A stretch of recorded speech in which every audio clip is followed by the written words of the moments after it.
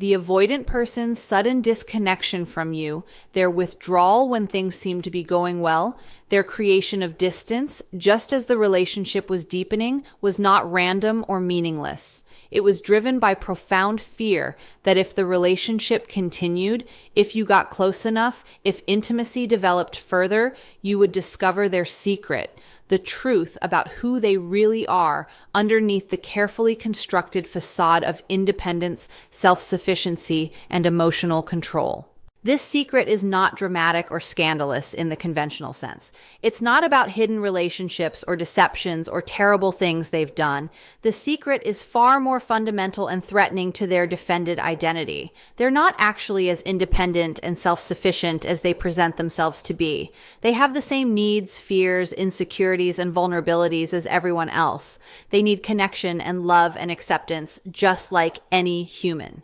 But they've built their entire identity around not needing these things, around being complete alone, around transcending the common human requirement for intimate bonds. The fear that you would discover this truth, that continued closeness would reveal the needy, vulnerable, deeply wounded person beneath the independent exterior, became so overwhelming that disconnection felt like the only option. They had to push you away before you got close enough to see through their performance, before the mask slipped too far, before their true feelings and needs became undeniable. The disconnection was a preemptive strike against the shame and exposure they feared would come if you discovered their secret. They protected their false identity at the cost of genuine connection. They chose maintaining the illusion over risking the vulnerability of being truly known, and in that choice, they ensured that they remain trapped in the very prison they've built to protect themselves, isolated by defenses that prevent exactly what they need most: being fully seen and still loved, being completely known with all their needs and vulnerabilities and still accepted. The disconnection was not a rejection of you. It was a desperate attempt to avoid the exposure that intimacy with you was threatening to create. The secret? They're not as independent as they pretend to be. The core secret the avoidant person desperately feared you would discover is that their entire presentation of independence, self-sufficiency, and not needing anyone is a carefully constructed defense rather than their authentic nature. Underneath the facade of someone who is perfectly content alone, who doesn't need emotional support or intimate connection, who is complete within themselves, lies someone who has the same human needs as everyone else, but who has learned to suppress, deny, and hide these needs because expressing them felt too dangerous. This secret is devastating to the avoidant person because their entire identity and sense of safety is built on maintaining the illusion of complete independence, and your increasing closeness threatened to expose this illusion as the defensive fiction it actually is. The avoidant person is not genuinely content with their isolated life, though they've convinced themselves and try to convince others that they are. They experience loneliness, longing for connection, desire for intimacy, need for emotional support and validation. All the normal human feelings and needs that drive people toward relationships.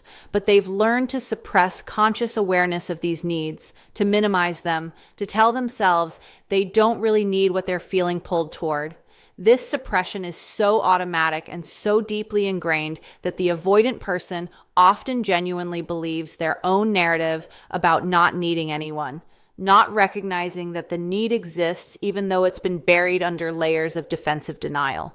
The specific way this secret manifests is that the avoidant person actually depends on others more than they acknowledge or than their independent presentation suggests. They depend on the people in their life for validation, for ego support, for the sense that they matter and are important, even if they don't depend on others for emotional intimacy or practical support in obvious ways.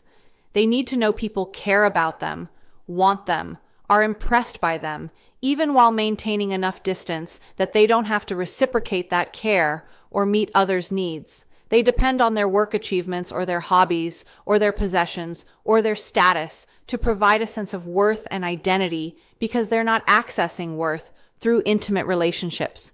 They depend on their defensive strategies to manage anxiety and to prevent them from having to feel the painful emotions they're avoiding. All of these dependencies contradict their narrative about being truly independent and self-sufficient.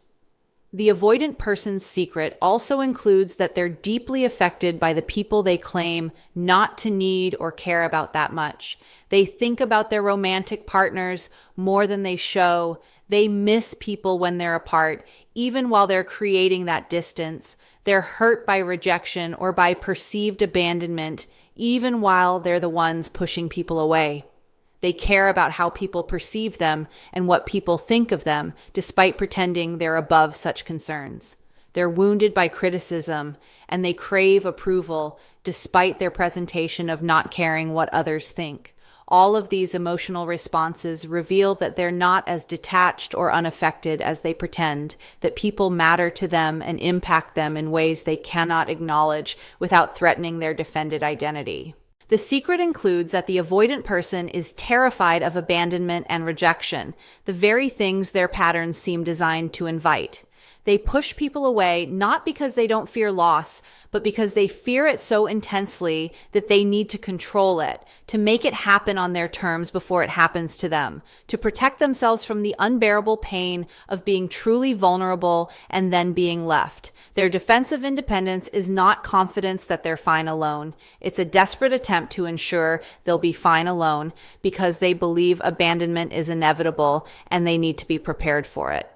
This terror of abandonment, if you discovered it, would reveal that they're not the fearless, independent person they present as, but rather someone whose entire life strategy is organized around fear. The secret includes that the avoidant person needs you specifically far more than they can show or admit. They're not casually dating you while being equally content to date others or to be alone. They're actually quite attached to you. They think about you constantly. They want your attention and validation. They're affected by your responses to them, but showing this attachment would make them vulnerable. It would give you power over them. It would reveal that they need you, which would contradict everything about their self-presentation and would create the very vulnerability they've spent their life avoiding. So they hide their attachment, act more indifferent than they feel, maintain distance that doesn't reflect their actual feelings, all to protect themselves from you discovering how much you actually matter to them. The avoidant person feared that continued intimacy with you would eventually expose all of this. The closer you got, the harder it would become to maintain the facade. You would start noticing the cracks, the inconsistencies between their words and their behaviors, the moments where their real feelings leaked through despite their attempts to control them. You would recognize that they're not as content alone as they claim when you noticed how they light up in your presence or how they're checking whether you're paying attention to them. You would see through their indifference when you caught them being affected by something you said or by your attention to others. You would discover that they need reassurance and validation when you noticed how they fish for compliments or how they need to know they matter to you even while they're pushing you away. The fear of this discovery is what drove the disconnection. The avoidant person recognized, consciously or unconsciously, that the relationship was reaching a point where maintaining the facade would become impossible. You were getting too close, seeing too much, understanding too deeply. The choice became either to drop the facade and allow you to see their real needs and vulnerabilities, which felt impossibly dangerous, or to disconnect before the exposure became complete. They chose disconnection because maintaining their defensive identity felt more important than maintaining the relationship, because the shame of being exposed felt more threatening than the loss of losing you, because protecting their secret seemed necessary for their survival, even though the secret was protecting them from exactly what they needed, being fully known and still loved, the fear that closeness would expose their true self. Beyond the general secret of not being as independent as they pretend, the avoidant person feared that closeness with you would expose their true self in all its wounded, needy, flawed reality. And this exposure felt like a threat to their very existence. The avoidant person has constructed a false self, a presentation designed to appear together, in control, invulnerable. And this false self is what they show the world and what they need others to see and believe. But underneath this presentation is their true self. Wounded, scared, deeply insecure, carrying trauma and unmet needs from childhood, desperate for connection, but terrified of it, full of shame about who they really are. The fear of you discovering this true self and rejecting it was so overwhelming that disconnecting felt like necessary self-preservation. The avoidant person's true self includes their deep insecurity about being lovable or worthy. Despite whatever external success or attractive qualities they possess, the avoidant person fundamentally doubts that they're worthy of love, that anyone who truly knew them would choose to stay, that their authentic self is acceptable. This insecurity was formed in childhood through experiences where they learned that their needs were burdensome, that their authentic expression was met with rejection or dismissal, that love was conditional on them being easy, undemanding, self-sufficient. The insecurity persists into adulthood as a core belief that if anyone truly knows them, sees their needs and wounds and limitations, that person will find them inadequate and leave. The false self they've constructed protects them from this feared rejection by presenting only the acceptable, impressive aspects while hiding everything vulnerable. The avoidant person's true self includes their emotional wounds and the pain they carry from past experiences. They're not the stoic, unaffected person they present as. They're deeply hurt by past rejections, by childhood experiences of not being seen or valued, by the loneliness their defensive patterns create, by the awareness that they're missing out on intimacy even while they're choosing that missing out. But acknowledging this pain would require vulnerability. It would mean admitting they've been hurt, that things affect them deeply, that they're not as invulnerable as they pretend. Your increasing closeness threatened to bring you into contact with this pain, and the avoidant person feared that seeing their pain would make you perceive them as weak or damaged, that you would lose respect for them or would feel burdened by their wounds. The true self includes their actual emotional needs that contradict their independent presentation. The avoidant person needs reassurance, needs to feel important and valued, needs physical affection and emotional connection, needs support during difficult times, needs someone to witness and validate their experiences. These needs are normal and human, but the avoidant person has learned to see them as shameful weaknesses. They fear that if you discovered the extent of their needs, if you saw how much they actually want the very intimacy they're avoiding, you would perceive them as needy or demanding or as hypocritical given their presentation of not needing anyone. This fear of judgment is so painful that they hide their needs even from themselves and certainly from you. The true self includes their loneliness and their longing for connection that their defensive patterns create. The avoidant person is not satisfied with their isolated life, even though they claim to be. They experience deep loneliness. They long for the intimacy they're avoiding. They wish they could be different and could allow themselves to connect fully. But admitting this loneliness would mean acknowledging that their defensive strategies are not actually serving them, that they're not actually happy with the choices they're making, that they need exactly what they're pushing away. Your closeness threatened to bring this recognition to the surface, to force them to see and feel the loneliness and longing they work so hard to suppress. The fear was that if you saw this loneliness, if you recognized how much they actually want what they're rejecting, it would expose how profoundly lost and confused they are. The true self includes their fears about relationships and intimacy that drive their defensive patterns. The avoidant person is terrified of being abandoned, of being hurt, of being controlled, of losing themselves in a relationship, of becoming dependent and then being disappointed. These fears are so intense that they've organized their entire life around avoiding the situations that would trigger them. But acknowledging these fears would mean admitting they're driven by fear rather than by confident preference, that they're avoiding rather than choosing, that they're controlled by their wounds rather than being as free and independent as they claim. Your closeness would eventually reveal these fears because intimate relationship triggers all of them. and the avoidant person couldn't maintain the pretense that their withdrawal was preference rather than fear-driven avoidance if you were close enough to see their anxiety and their defensive maneuvers clearly. The true self includes the specific ways they've been wounded in past relationships and how those wounds still affect them. The avoidant person might have been betrayed or abandoned at crucial moments, or made to feel that their needs were too much, or criticized for their vulnerabilities. These experiences create a lasting damage that shapes how they approach relationships now, but acknowledging this damage would require admitting that past hurts still affect them, that they haven't fully moved on or healed, that they're more wounded than their put-together exterior suggests. The avoidant person fears that if you knew their history and saw how it still impacts them, you would perceive them as damaged goods, as someone too broken to be worth the effort of loving.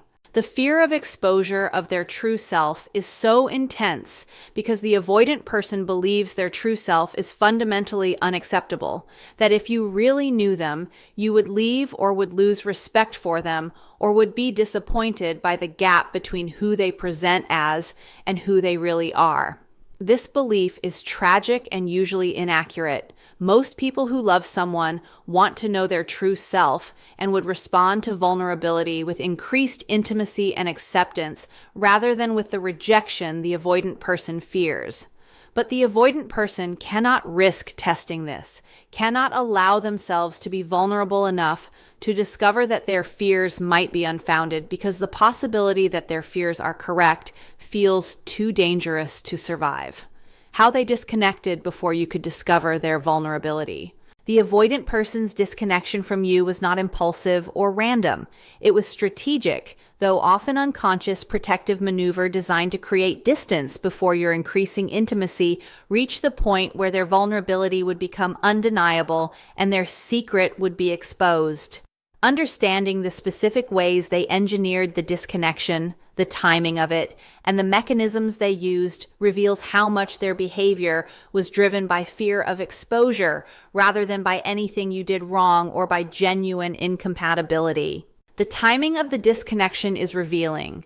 The avoidant person likely disconnected when the relationship was actually going well, when you were growing closer, when intimacy was deepening in ways that would typically signal positive relationship development. This timing seems counterintuitive until you understand that a good relationship trajectory is exactly what triggers the avoidance fear. When things are going well, when closeness is increasing, the avoidant person recognizes that continued trajectory will lead to deeper intimacy that will expose their vulnerability. They must disconnect before this exposure occurs, which means disconnecting precisely when things seem most promising, sabotaging the relationship before its success reveals their needs and fears.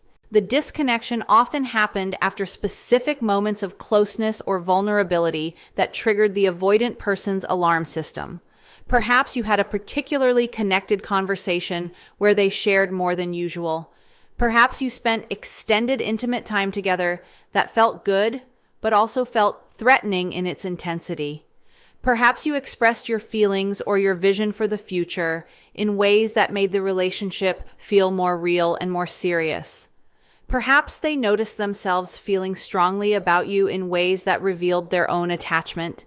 Any of these moments of increased intimacy or emotional exposure can trigger the avoidant person's fear response, and the disconnection follows as an attempt to restore distance and control before things go further. The mechanics of the disconnection often include the avoidant person suddenly becoming very busy or unavailable. They might claim work is demanding more of their time, or they have personal issues to deal with, or they need space to focus on themselves. These explanations are sometimes true in the literal sense, but they're not the real reason for the distance. The real reason is that proximity to you has become too threatening, and they need physical and emotional space to restore their sense of safety. The busyness or the personal issues are convenient excuses that allow them to create distance without having to acknowledge the real reason, which would require vulnerability they cannot access. The disconnection includes emotional withdrawal that precedes or accompanies the physical distancing. The avoidant person becomes less emotionally present, less responsive to your emotional bids, less engaged in meaningful conversation. They might still see you, but they're not really there with you. This emotional withdrawal serves to reduce the intimacy even when physical proximity continues, creating a protective buffer that prevents you from getting any closer to their vulnerable core. The emotional absence also serves to confuse and hurt you in ways that might make you pull back yourself, allowing the avoidant to create the distance they need without having to explicitly reject you. The disconnection often involves the avoidant person manufacturing reasons why the relationship isn't working or why you're not compatible. They suddenly focus on differences that didn't seem important before. They emphasize problems that could be worked through if they were willing to work on them. They frame the disconnection as being about external factors or incompatibilities rather than about their internal fear and defensive patterns. This reframing serves multiple purposes. It makes the disconnection seem rational rather than fear-driven. It protects their secret by avoiding any discussion of their vulnerability, and it makes you the problem or makes circumstances the problem rather than acknowledging that their patterns are sabotaging something that was actually working. The disconnection includes the avoidant person resisting or refusing any conversation about what's happening or why they're pulling away. If you try to discuss the distance, if you express concern about their withdrawal, if you ask what changed, the avoidant person stonewalls or offers minimal explanations or becomes defensive. This refusal to engage prevents any examination of their patterns or their fears. It keeps you from getting close enough to their internal experience to recognize what's actually driving their behavior. The stonewalling protects their secret by ensuring that the conversation never reaches a depth where their vulnerability and their fears would have to be acknowledged. The disconnection is often accompanied by the avoidant person creating a narrative about needing to focus on themselves, needing to be alone, not being ready for a relationship, needing space to figure things out. This narrative frames the disconnection as being about their individual journey rather than about their fear of intimacy with you specifically. It sounds mature and self-aware, like they're prioritizing healthy self-development, but it's actually a defensive maneuver that allows them to exit while maintaining their image as a together person who is making conscious choices rather than someone who is running from intimacy because they're terrified of being truly known. The disconnection sometimes includes the avoidant person suggesting staying friends or maintaining some form of contact that's less intimate than a romantic relationship. This suggestion serves to reduce the intensity of connection to a level they can manage while still maintaining access to you and to the validation your attention provides. It allows them to keep you at a safe distance where you won't discover their vulnerability while still benefiting from your presence in their life.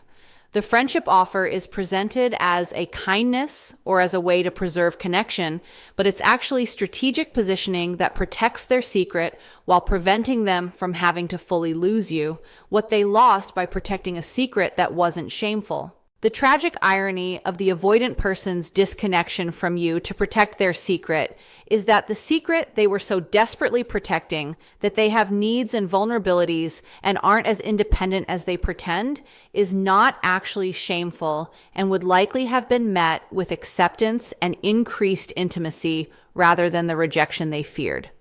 By protecting this secret through disconnection, they ensured they lost something genuinely valuable while protecting something that didn't need protection. Understanding the specific losses they incurred reveals the devastating cost of their defensive patterns and the particular tragedy of pushing away someone who could have accepted their true self. The avoidant person lost the opportunity to be truly known and still loved. This is one of the deepest human longings, to be fully seen with all your vulnerabilities and wounds and needs, and to be accepted and loved, not despite these, but with full awareness of them. You were offering this possibility. You were someone who could have seen their needs and their wounds and their fears, and who would likely have responded with compassion and acceptance rather than with the judgment and rejection they feared. But by disconnecting before this full knowing could occur, they ensured they remain unknown, isolated behind their defenses, never experiencing the profound connection and healing that comes from being vulnerable and finding that vulnerability met with love. They lost the specific relationship with you, which represented a rare combination of compatibility, understanding, and potential that they may not find again. Relationships where there's genuine connection, where the other person is willing to be patient and understanding, where there's actual compatibility beyond just surface attraction are not common. You represented something valuable and potentially transformative, but the avoidant person sacrificed this because protecting their defended identity felt more important than exploring what could have developed if they'd allowed themselves to be vulnerable. The loss of you specifically is something they'll likely recognize more fully as time passes and as they fail to find connections that compare to what you offered. They lost the possibility of growth and healing that intimate relationship with a safe person can provide. Relationships are not just about companionship and pleasure. They're vehicles for healing childhood wounds, for developing new patterns, for learning that intimacy can be safe, for discovering that you can be vulnerable and survive the vulnerability. You were safe enough that the avoidant person could have used the relationship to begin healing if they'd been willing to work with their fear rather than running from it. But by disconnecting, they ensured they remained stuck in the same patterns, missing the opportunity for the corrective emotional experience that could have shifted their attachment patterns toward greater security. They lost the chance to build something meaningful and lasting with someone who understood them. Intimate partnership provides a depth of meaning that an isolated life cannot replicate. Having someone who knows you deeply, who's building a life with you, who's there through challenges and celebrations, who provides a witness to your experiences and growth, creates a sense of meaning and purpose that solitary pursuits struggle to match. The avoidant person often claims not to want or need this, but underneath their defenses, the desire for meaningful connection exists. By disconnecting from you, they chose continued isolation over the possibility of building something profound. They lost your trust and respect in ways that cannot be easily restored, even if the avoidant person eventually recognizes their error and wants to reconnect. Your experience of being disconnected from without adequate explanation or without being given a chance to understand what was happening has damaged the foundation of trust. You learned that they will withdraw when things get difficult or when they feel threatened, that they prioritize their comfort over the relationship's well-being, that they cannot communicate about their internal experience in ways that allow for mutual understanding.